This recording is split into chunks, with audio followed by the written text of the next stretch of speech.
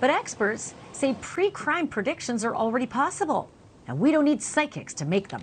We just need artificial intelligence, AI.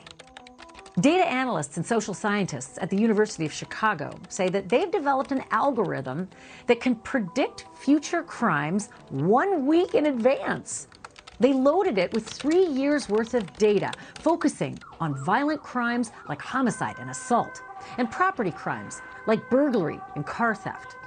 Then the algorithm divided the city into tiles, roughly 1,000 feet apart, and calculated hotspots based on where the recent crimes happened.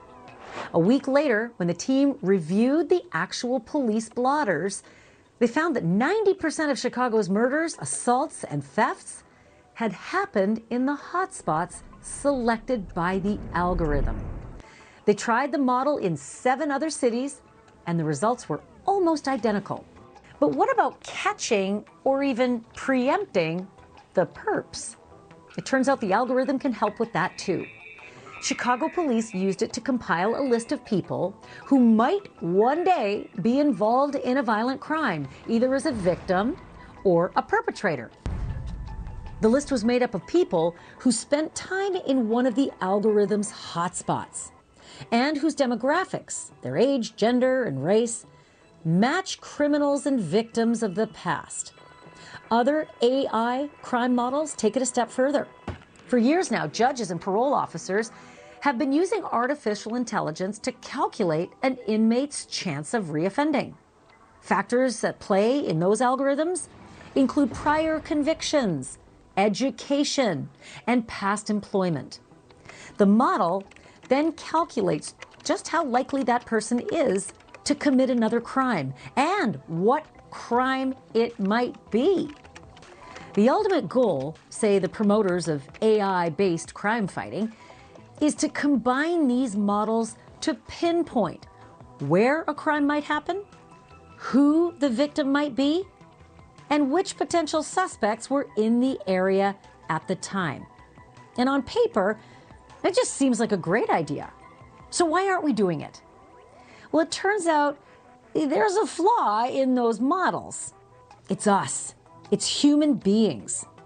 Since the algorithms are chewing on data from people, they have the very same blind spots and biases that people have. The crime hotspots that were pinpointed in Chicago and the other cities were mostly Black and Latino neighborhoods. The list of potential victims and suspects included 56% of the Black men in Chicago, whether they had criminal backgrounds or not.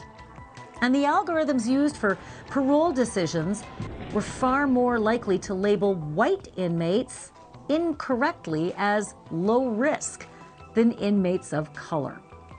But that doesn't necessarily mean that there isn't a future for pre-crime predictions.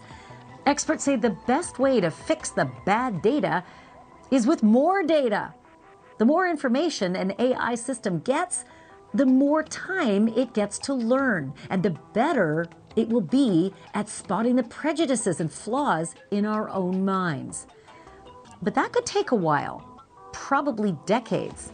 Thank you for watching. Go to newsnationnow.com to find NewsNation on your television provider, and don't forget to click the red subscribe button below to get more of NewsNation's fact-driven, unbiased coverage.